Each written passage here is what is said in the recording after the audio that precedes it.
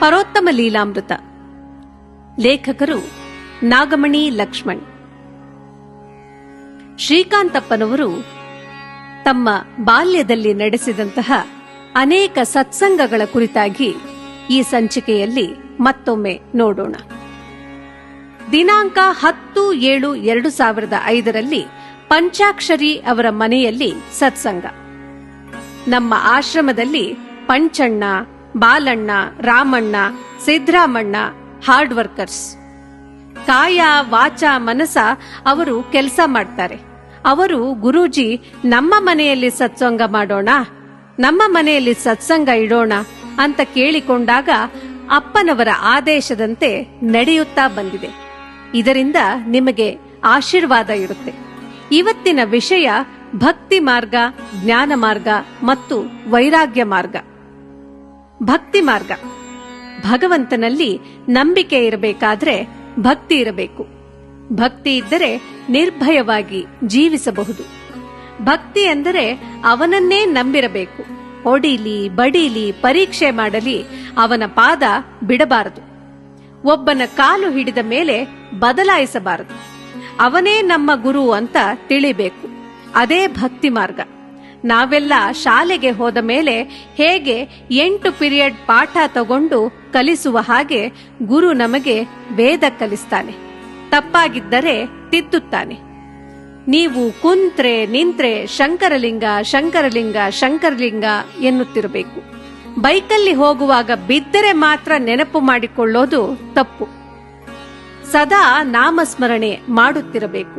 ಸ್ಮರಣೆ ಮಾಡ್ತಾ ಮಾಡ್ತಾ ಪವರ್ ಜಾಸ್ತಿ ಆಗುತ್ತೆ. ಸ್ಥಿರವಾದ ಮನಸ್ಸಿನಿಂದ ಧ್ಯಾನ ಮಾಡಿದರೆ ಅವನು ಸ್ಥಿತಪ್ರಜ್ಞನಾಗುತ್ತಾನೆ. ಇನ್ನು ಜ್ಞಾನ ಮಾರ್ಗ. ಜ್ಞಾನ ಎಂದರೆ ತಿಳುವಳಿಕೆ, ಏಕೆ ಮಾಡಬೇಕೆಂಬ ಅರಿವು. ನಾವು ಏನೇ ಮಾಡಿದರೂ ಸಾರ್ಥಕವಾಗಬೇಕು ಎಂದರೆ ಅದರ ಬಗ್ಗೆ ಅರಿವು ಇರಬೇಕು. ನಾನು ಯಾರು, ನಾನು ಏನು ಮಾಡಬೇಕು, ಏಕೆ ಮಾಡಬೇಕು ಎಂಬ ಅರಿವು ನಮಗೆ ಆದರೆ ಬದುಕು ಸಾರ್ಥಕ. ಉದಾಹರಣೆಗೆ, ಡೆಲ್ಲಿಯಲ್ಲಿ ನಂಜುಂಡ ಇರ್ತಾನೆ. ಅವನು ಎಲ್ಲಿದ್ದಾನೆ ಅಂತ ತಿಳ್ಕೊಳ್ಳೋದು ಜ್ಞಾನ. ಅದು ಟಿವಿ ತರಹ ಅದರಲ್ಲಿ ಬಟನ್ಸ್ ಅಥವಾ ರಿಮೋಟ್ ಇರುತ್ತೆ. ಬೇಕಾದ ಚಾನಲ್ ಒತ್ತಿ ಪಡೆಯಬಹುದು. ಹಾಗೆಯೇ ಬೇಕಾದ್ದನ್ನು ಪಡೆಯಬಹುದು. ಇನ್ನು ವೈರಾಗ್ಯ ಮಾರ್ಗ. ವೈರಾಗ್ಯ ಎಂದರೆ ಎಲ್ಲದರ ಒಟ್ಟಿಗೆ ಇದ್ದರೂ ಇಲ್ಲದಂತಿರುವುದು. ಮನುಷ್ಯನಿಗೆ ಸುಖ ಬೇಕಾದರೆ ವೈರಾಗ್ಯ ಇರಬೇಕು. ತೃಪ್ತಿ ಇದ್ದರೆ ಮಾತ್ರ ಆನಂದ ದೊರೆಯುತ್ತದೆ. ಉದಾಹರಣೆಗೆ, ಚಿತ್ರದುರ್ಗದ ಶ್ರೀ ಸಚ್ಚಿದಾನಂದರು ಇದ್ದಾರಲ್ಲ, ಅವರು ರಿಟೈರ್ ಆದಾಗ 58 ವರ್ಷ ಇರಬಹುದು. 10 ಲಕ್ಷದಲ್ಲಿ ಎಲ್ಲರಿಗೂ ಭಾಗ ಮಾಡಿ, ಅಪ್ಪ ನಿನಗೆ ಎಲ್ಲ ಆಗಿದೆ, ನೀನು ಯಾಕೆ ಸನ್ಯಾಸ ಸ್ವೀಕಾರ ಮಾಡಬಾರದು ಅಂತ ಹೇಳಿದಾಗ ಅವರಿಗೆ ವೈರಾಗ್ಯ ಸ್ಥಿರ ಆಗಿತ್ತು. ಅಪ್ಪ ಕನಸಲ್ಲಿ ಬಂದು ಸನ್ಯಾಸ ಸ್ವೀಕಾರ ಮಾಡಿರಿ ಅಂದಾಗ ಅವರು ಬ್ರಹ್ಮಜ್ಞಾನಿಗಳಾದರು. ಅವರು ದೇವರೇ ಆಗಿಬಿಡುವರು. ದೇವರ ಹತ್ತಿರ ಇದ್ದು ಅವರು ಮೌನಿಗಳಾಗುತ್ತಾರೆ. ಸದಾ ಜಪ ತಪದಲ್ಲಿ ಇರುತ್ತಾರೆ. ಯಾರನ್ನೂ ಗಮನಿಸುವುದಿಲ್ಲ. ಅವರೇ ಸ್ಥಿತಪ್ರಜ್ಞರಾಗುವುದು. ಜ್ಞಾನ, ಭಕ್ತಿ, ವೈರಾಗ್ಯ ಈ ಮೂರೂ ಮುಖ್ಯ. ಏತಕ್ಕಾಗಿ ಎಂದರೆ ಇವೆಲ್ಲ ಒಳಗಿನ ಸುಖಕ್ಕೆ ಬೇಕಾದವು. ನಮ್ಮೊಳಗೆ ಆನಂದ ಇದ್ದರೆ ತಾನಾಗಿಯೇ ಹೊರಗಿನ ಸುಖ ದೊರೆಯುತ್ತದೆ. ಉದಾಹರಣೆಗೆ, ದಿನಾಂಕ 14/7/2005 12 ಜನ ಶಬರಿಮಲೆ ಯಾತ್ರೆಗೆ ಹೊರಟಿದ್ರು. ವಿಧಿನೂ ಗಾಳಿನೂ ಯಾರೂ ಹಿಡಿಯಕ್ಕಾಗಲ್ಲ. ಅವರೆಲ್ಲ ದೃಢವಾದ ಗುರುಭಕ್ತರು. ಯಾವಾಗಲೂ ಪರಮಾತ್ಮನಲ್ಲಿ ಭಕ್ತಿ ಇರಬೇಕು. ಇವತ್ತು ನಾಳೆ ಅಂತ ಅಲ್ಲ. ಯಾವಾಗಲೂ ನಾಮಸ್ಮರಣೆ ಬಿಡಬಾರದು. ನಂಬಿಕೆ ಮಾತ್ರ ಬಿಡಬಾರದು. ಅದೇ ನಮ್ಮನ್ನು ಕಾಪಾಡುತ್ತದೆ. ಪೂರ್ತಿ ಶರಣಾಗಬೇಕು. ಹಾಗೆ ಜಪ ತಪ ಧ್ಯಾನ ಇರಬೇಕು. ಸತ್ಸಂಗ ದುಃಖವನ್ನು ಮರೆಸುತ್ತದೆ. ಕಷ್ಟ ಇದ್ರೂ ಮರೆವನ್ನು ತರುತ್ತದೆ. ಯಾವುದಾದರೂ ಜಪ ಮಾಡಿದ್ರೂ ಅದು ಗುರುವಿಗೆ ಸೇರುತ್ತೆ. ನಾನು ಸಣ್ಣವನು, ನಾನೇನಾದ್ರೂ ಹೇಳಿದ್ರೆ ಏನೋ ಅಂದುಕೊಳ್ಳದೆ ಬಾಲಗುರು ಹೇಳಿದ್ದನ್ನು ವೇದವಾಕ್ಯ ಅಂತ ಪರಿಪಾಲನೆ ಮಾಡಿದರೆ ಇವರು ತೊಂದರೆ ಅನುಭವಿಸ್ತಾ ಇರಲಿಲ್ಲ. ನಾಮಸ್ಮರಣೆ ಇದ್ದಿದ್ರಿಂದ ಮಾತ್ರವೇ ಅವರು ಬದುಕುಳಿದ್ರು. ರಾಮ, ಕೃಷ್ಣ, ಕಾಳಿಕಾ ಮಾತೆ ಯಾವುದನ್ನು ಮಾಡಿದ್ರೂ ಗುರುವಿಗೇ ಸೇರುತ್ತೆ. ಯಾವುದೇ ಮೊಬೈಲ್ನಿಂದ ಮಾಡಿದ್ರೂ ನಂಬರ್ ಸರಿ ಇದ್ರೆ ಸರಿಯಾದ ಜಾಗ ತಲುಪುತ್ತೆ. ಗಾದೆ, ದೇವನೊಬ್ಬ ನಾಮ ಹಲವು. ಈಶ್ವರ, ಅಲ್ಲ, ಯೇಸು ಎಲ್ಲರೂ ಒಂದೇ. ಯಾವುದೇ ಜಪ ಆದ್ರೂ ಕಾನ್ಸಂಟ್ರೇಷನ್ನಿಂದ ಮಾಡಬೇಕು, ಏಕಾಗ್ರತೆ ಇರಬೇಕು. ಜಪ ಮಾಡಿ ನಂತರ ಧ್ಯಾನ ಮಾಡಬೇಕು. ಶ್ರೀ ಹರಿ ಎನ್ನುವುದು ಒಂದು ಸಸಿ. ಅದಕ್ಕೆ ಜಪ ಮಾಡ್ತಾ ಮಾಡ್ತಾ ಇದ್ದರೆ ಅದಕ್ಕೆ ನೀರು ಕೊಟ್ಟರೆ ಹೇಗೆ ಬೆಳೆಯುತ್ತೋ ಹಾಗೆ ಉದ್ದ ಆಗುತ್ತೆ. ಉದ್ದ ಆಗೋದು ಅಂದರೆ ಭಗವಂತನನ್ನು ಸೇರುವುದು ಎಂದರ್ಥ. ಮನಸ್ಸಿನಲ್ಲಿರುವ ಪವಿತ್ರ ದೇವರನ್ನು ಜಪಿಸಿ ನೀರು ಹಾಕಿ ಬೆಳೆಸಿ ಹಾಗೆಯೇ ಬೆಳೀತಾ ಬೆಳೀತಾ ನಾವೇ ದೇವರಾಗ್ತೀವಿ. ಜೈ ಗುರುದೇವದತ್ತ. ದಿನಾಂಕ 8/8/2005 ಶಂಕರಪ್ಪ ಅವರ ಮನೆಯಲ್ಲಿ ಸತ್ಸಂಗ ಶ್ರಾವಣ ಪ್ರಾರಂಭ. ಆತ್ಮ ಸಾಕ್ಷಾತ್ಕಾರ ಮತ್ತು ಪರಬ್ರಹ್ಮ. ನೀವು ಯಾರು ಅಂದ್ರೆ ನಿಮ್ಮ ನಿಮ್ಮ ಹೆಸರು ಹೇಳ್ತೀರಾ. ನಿಮ್ಮ ಕೆಲಸ, ನಿಮ್ಮ ಊರು, ಯಾರ ಮಗ ಅಥವಾ ಮಗಳು, ಹೀಗೆ ವಿವರಣೆ ನೀಡುತ್ತೀರಾ. ತನ್ನನ್ನು ತಾನು ಅರಿಯುವುದು ಯಾವಾಗ? ತನ್ನನ್ನು ತಾನು ಅರಿತು ಬಿಟ್ರೆ ಯಾರಿಗೂ ಗೊತ್ತಾಗೋಲ್ಲ. ವ್ಯಾಮೋಹ ಬಿಡಬೇಕು. ನಾನೇ ದೊಡ್ಡವನು ಅನ್ಕೋಬಾರದು. 98ರಲ್ಲಿ ಅನುಗ್ರಹ ಆದಾಗ ನೀನ್ ಯಾರು ಅಂದರೆ ನಾನು ಅಪ್ಪ ಅಂದೆ, ಶ್ರೀಕಾಂತ ಅಂತ ಬರಲಿಲ್ಲ. ಅದೇ ಆತ್ಮ ಸಾಕ್ಷಾತ್ಕಾರ.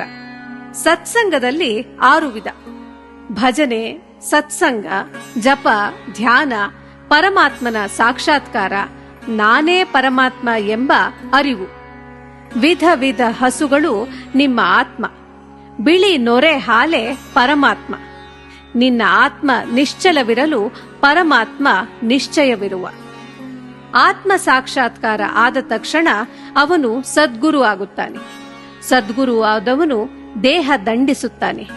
ಎಲ್ಲ ಆಸೆ ಆಕಾಂಕ್ಷೆಯನ್ನು ಪೂರ್ವಾಶ್ರಮಕ್ಕೆ ತಳ್ಳಿ ಮುಂದೆ ಹೋಗ್ತಾನೆ. ಸ್ಟಾರ್ಟ್ ಆಗದೇ ಇರೋ ಗಾಡಿ ತಳ್ಳಿ ಹೋದ ಹಾಗೆ ಅವರಿಗೆ ಯಾರು ಬಂದರೇನು, ಬಿಟ್ರೇನು, ಸತ್ರೇನು, ಕೆಟ್ರೇನು ಎಲ್ಲವೂ ಒಂದೇ.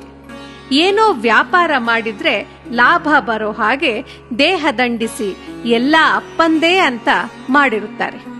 ಆದ್ದರಿಂದ ಅವರು ಮುಕ್ತಿ ಮಾರ್ಗಕ್ಕೆ ಹೋಗೋದು. ಜ್ಞಾನ ಮಾರ್ಗ ಅಂದ್ರೆ ಹೀಗೇ ಇರೋದು. ವೈರಾಗ್ಯ ಮಾರ್ಗ ಪೂರ್ತಿ ಸನ್ಯಾಸ. ಮುಕ್ತರಾಗುವುದಕ್ಕೆ ನಿಮಗೂ ಅವಕಾಶ ಇದೆ. ನೀವು ಜಪ ತಪ ಮಾಡಿ ಮುಕ್ತಿ ಪಡಿಬೇಕು. ಪರಬ್ರಹ್ಮ, ಪರವನ್ನು ದಾಟಿ ಹೋಗಿರುವನು. ಎಲ್ಲಿಗೆ? ದೇವರ ಹತ್ತಿರ.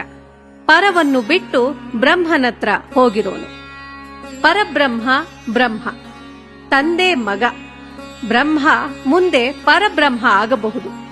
ಪರವನ್ನು ಬಿಟ್ಟು ದಾಟಿ ಹೋಗಿರುವವನು ಪರಬ್ರಹ್ಮ, ಅಂದರೆ ಎಲ್ಲವನ್ನೂ ಮೀರಿರುವವನು. ಸಾಧನೆಯನ್ನು ಮಾಡ್ತಾ ಇರಿ, ಆದ್ದರಿಂದ ಶಕ್ತಿ ಪಡಿತಾ ಇರಿ. ಬ್ರಹ್ಮನನ್ನು ಕಾಣಿರಿ, ಪರಬ್ರಹ್ಮನನ್ನು ಕಾಣಿರಿ.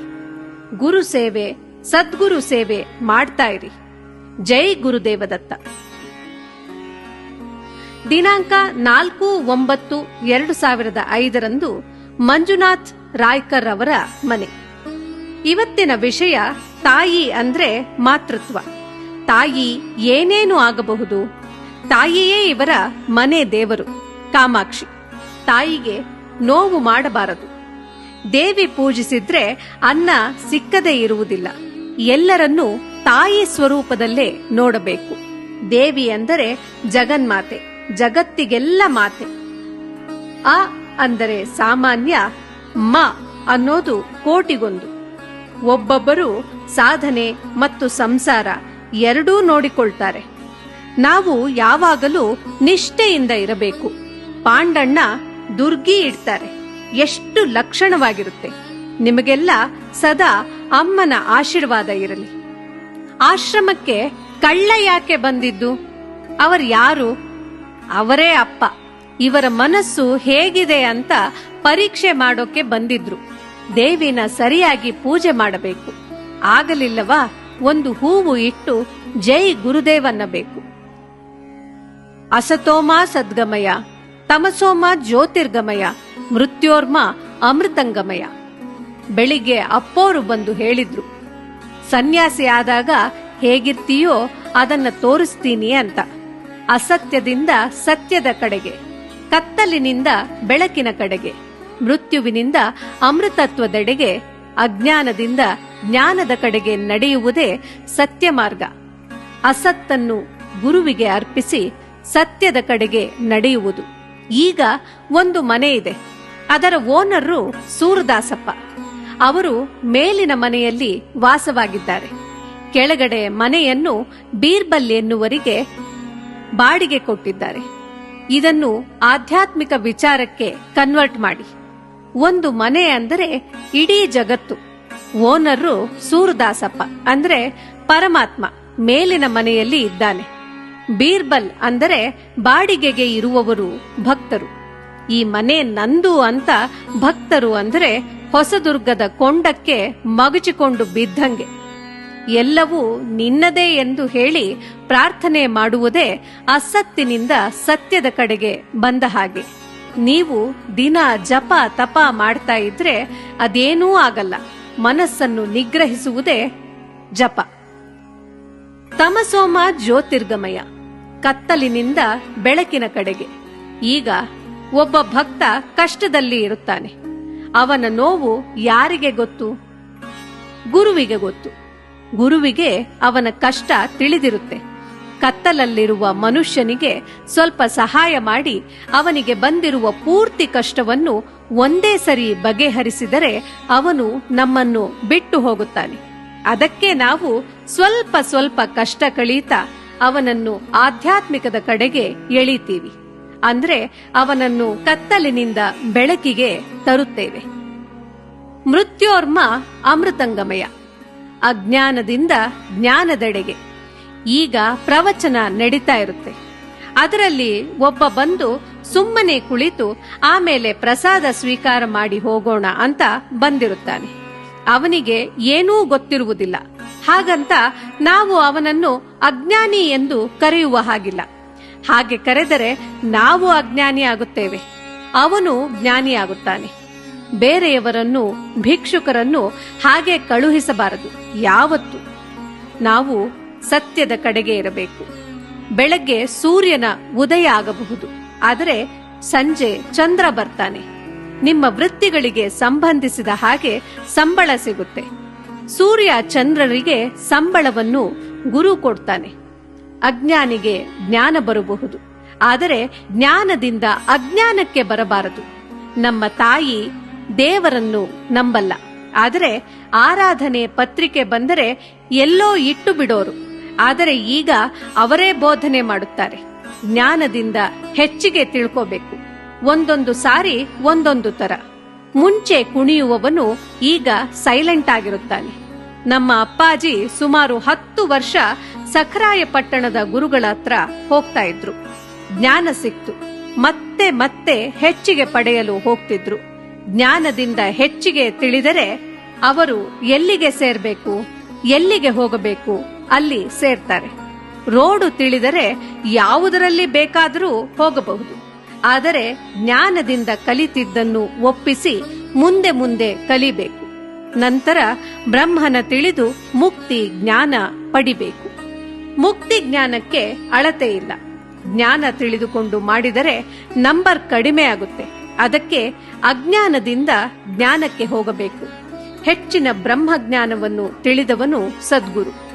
ಈ ದಿನದ ಗುರುವಾಣಿ, ಆಸೆ ಇದ್ದವನಿಗೆ ಬುದ್ಧಿ ಇರಲ್ಲ, ಬುದ್ಧಿ ಇರುವವನಿಗೆ ಆಸೆ ಇರಲ್ಲ. ಜೈ ಗುರುದೇವದತ್ತ.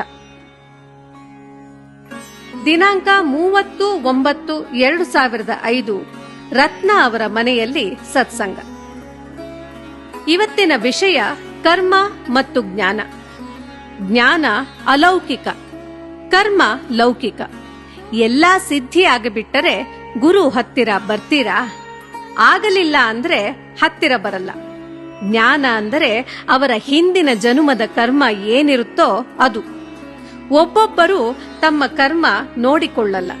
ಬರೀ ಗುರುಗಳನ್ನು ಬೈತಾನೇ ಇರ್ತಾರೆ.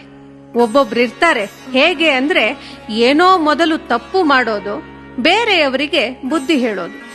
ಮೊದಲು ಅವರನ್ನೇ ತಿದ್ದಿಕೊಳ್ಳಬೇಕು, ತಾನು ಹೇಗಿದ್ದೀನಿ ಅನ್ನೋದನ್ನ ನೋಡ್ಕೊಳ್ಬೇಕು. ಬುದ್ಧಿವಾದ ಹೇಳುವವನು ಮೊದಲು ತಾನು ಸರಿ ಇರಬೇಕು. ಈಗ ಮನೆಯಲ್ಲಿ ಬೈತಾ ಇದ್ದು ಬೇರೆಯವರಿಗೆ ಬೈಯಬೇಡಿ ಎನ್ನುವುದು, ಗುರುಪಾದ ಹಿಡಿದ ತಕ್ಷಣ ಬಗೆಹರಿಯುತ್ತೆ ಅಂತ ತಿಳಿಬಾರದು. ತಮ್ಮ ತಪ್ಪನ್ನು ತಾವು ತಿದ್ದಿಕೊಳ್ಳದಿದ್ದರೆ ದೇವರು ಬೇರೆ ರೀತಿ ಶಿಕ್ಷೆ ಕೊಡ್ತಾನೆ. ಯಾವತ್ತೂ ತಮ್ಮನ್ನು ನೋಡ್ಕೋತಾ ಇರಬೇಕು. ನಿಮಗೆ ಶಿಕ್ಷೆ ಅಂದರೆ ದೇವರು ನಗ್ತಾನೆ ಅಷ್ಟೆ. ಯಾವತ್ತೂ ಗುರುವನ್ನ ನೆನೆಯಿರಿ. ಗುರು ಎಲ್ಲವನ್ನೂ ತಡೆಗಟ್ಟುವ ಶಕ್ತಿ ಹೊಂದಿರುತ್ತಾನೆ. ಮೊದಲು ನೀವು ತಪ್ಪನ್ನು ತಿದ್ದಿಕೊಂಡು ಬೇರೆಯವರಿಗೆ ಬುದ್ಧಿ ಹೇಳಿ. ದಿನಾಂಕ 21-10-2005 ಲಕ್ಷ್ಮಣ್ ರಾವ್ ಅವರ ಮನೆಯಲ್ಲಿ ನಡೆದ ಸತ್ಸಂಗ.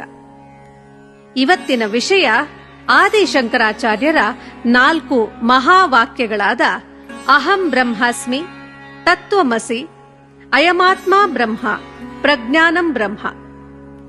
ಅಹಂ ಬ್ರಹ್ಮಾಸ್ಮಿ, ನನ್ನಲ್ಲೂ ಬ್ರಹ್ಮತ್ವವಿದೆ, ನಾನೇ ಬ್ರಹ್ಮನಾಗಿದ್ದೇನೆ. ಎಲ್ಲರೂ ದೇವಸ್ಥಾನಕ್ಕೆ ಹೋಗ್ತಾರೆ, ಅವರು ನನ್ನಲ್ಲೂ ಒಬ್ಬ ಬ್ರಹ್ಮ ಇದ್ದಾನೆ ಅಂತ ತಿಳಿಯಲ್ಲ. ಮೊದಲು ಅವರಿಗೆ ನನ್ನಲ್ಲಿ ದೇವರಿದ್ದಾನೆ ಅಂತ ಹೊಳೆಯೋದೇ ಇಲ್ಲ, ಹಾಗೆ ಅಂದ್ಕೊಳ್ಳೋದೇ ಇಲ್ಲ. ನಾನೇ ಬ್ರಹ್ಮ ಅಂತ ಅನಿಸಿಕೆಯನ್ನು ಬರೆಸಿ ಹಾಗೆ ತೆಗೆದಿದ್ದಾನೆ ದೇವರು.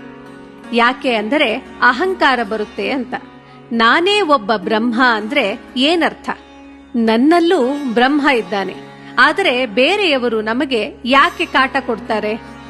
ಟೀಚರ್ಸ್ ಯಾಕೆ ಹೊಡಿತಾರೆ? ತಪ್ಪು ಮಾಡಿದ್ದಕ್ಕೆ ಶಿಕ್ಷೆ ಕೊಡ್ತಾರೆ. ಪ್ರತಿಯೊಬ್ಬರಲ್ಲೂ ಬ್ರಹ್ಮ ಇದ್ದಾನೆ, ಆದರೆ ತಪ್ಪು ಯಾಕೆ ಮಾಡುತ್ತಾರೆ?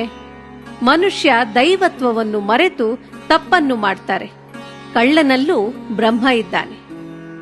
ತತ್ವಮಸಿ, ಭಜನೆ, ಜಪ, ಧ್ಯಾನ, ಅಹಂ ಬ್ರಹ್ಮಾಸ್ಮಿ, ಅದು ನಾನೇ ಆಗಿರುವೆ, ನಾನೇ ಬ್ರಹ್ಮ ಆಗಿರುವೆ. ಇದು ವೈರಾಗ್ಯ ಮಾರ್ಗ. ಎಲ್ಲಾ ದೇವರುಗಳ ರೀತಿ ನಾವಾಗಲಿಕ್ಕೆ ಏನು ಮಾಡಬೇಕು? ಸಾಧನೆ ಮಾಡಬೇಕು. 2 ಆಪ್ಷನ್. ಮೊದಲನೆಯದು ABCD, ಎರಡನೆಯದು ಇಂಜಿನಿಯರಿಂಗ್ ಓದುವುದು. ಸಾಮಾನ್ಯ ಮಾರ್ಗದಲ್ಲಿ 9th ಫೇಲ್ ಆದ್ರೆ 8ನೇ ಕ್ಲಾಸ್ಗೆ ಹೋಗೋದು ಲೌಕಿಕ ಮಾರ್ಗ, ಅಂದರೆ ಬೆಟ್ಟದಿಂದ ಕೆಳಗೆ ಬೀಳುವುದು. ಆಧ್ಯಾತ್ಮ ಮಾರ್ಗ ಅಂದರೆ ನನ್ನದು.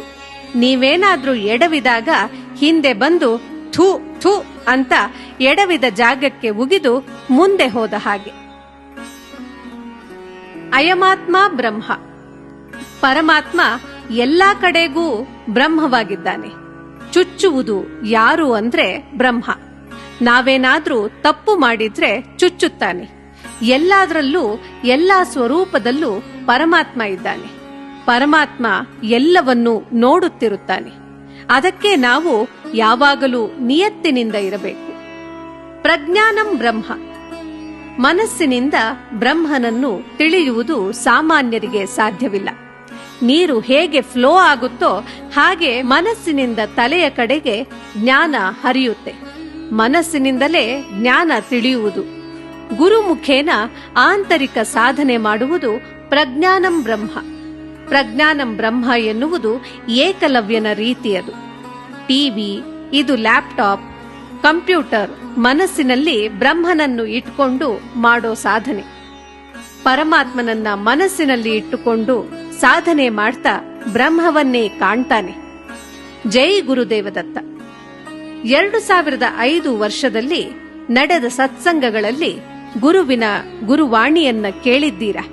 ನಿಮಗೆ ಎಷ್ಟು ಅರ್ಥವಾಗಿದೆಯೋ ನನಗೆ ಗೊತ್ತಿಲ್ಲ, ಆದರೆ ನಿಮಗೆ ಒಳ್ಳೆಯದಾಗಲಿ. ಕಾತ್ಯಾಯನಿ ಮಾತೆಗೆ ಜೈ ಎಂದು, ಸದ್ಗುರು ಮಹಾರಾಜ್ ಕಿ ಜೈ ಎಂದು ನಮಿಸಿ ಈ ಪಾದಪುಷ್ಪವನ್ನು ಅವರ ಪಾದಾರವಿಂದಗಳಿಗೆ ಅರ್ಪಿಸಿ ನಾವಿಂದು ವಿಶ್ರಮಿಸೋಣ. ಸರ್ವಂ ಶ್ರೀ ಸದ್ಗುರು ಶ್ರೀಕಾಂತಾರ್ಪಣಮಸ್ತು. ಜೈ ಗುರುದೇವದತ್ತ.